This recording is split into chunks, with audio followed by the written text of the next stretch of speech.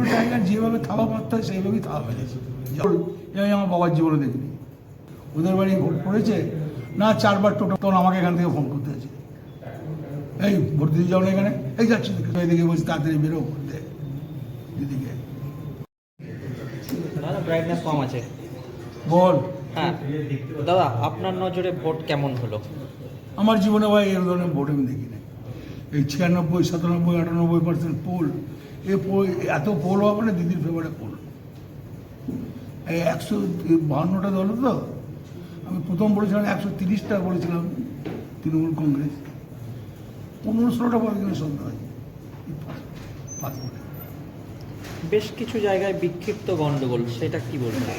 এই ভোটের এই গন্ডগোলটা গন্ডগোল, এই ভোটের গন্ডগোলটা গন্ডগোল। কি ফলাফল হতে পারে? হ্যাঁ, কি ফলাফল হতে পারে? ভাই বললাম তো 240 হয়ে যাবে, আমি তো 230 থেকে 35 বলে আসছি। এই যা পোল, আমি আমার বাবার জীবনে দেখিনি। এবার তো ভোট শেষ, এতদিন বলছিলেন যে আপনার মানে কি স্ট্র্যাটেজিতে ভোট করালেন আজ বীরভূম জুড়ে?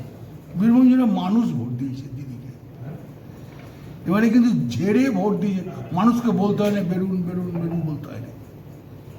আমরা অন্যবার দেখেছি, আরে কি খবরে ওদের বাড়ি ভোট পড়েছে না, 4বার টোটো পাঠিয়েছি আসে নেই, তখন আমাকে এখান থেকে ফোন করতে হয়েছে, এই ভোট দিতে যাও না এখানে, এই যাচ্ছি যাচ্ছি। এবারে কিন্তু আর বলতে হয় না। কি কারণে মনে হচ্ছে এই ভালো ফল? এই এসআর কেমন জব্দ করেছিল, বিডিও অফিসের লাইনে দাঁড় করে দিয়েছিল বয়স্ক মানুষকে, হাইডেনে শেষ করেছিল। তারপরে কাল রাত পর্যন্ত ভোটের নাম উঠেছে। কষ্ট হবে না? মানুষ কত কেঁদেছে, কতজন মারা গেছে, সেই আত্মাগুলো ঘুরে বেড়াচ্ছে না। তারা তো বাড়িতে বাড়ি দেখে বলছে তাড়াতাড়ি বেরো করতে দিদিকে। অবশেষে খেলা হলো 100বার।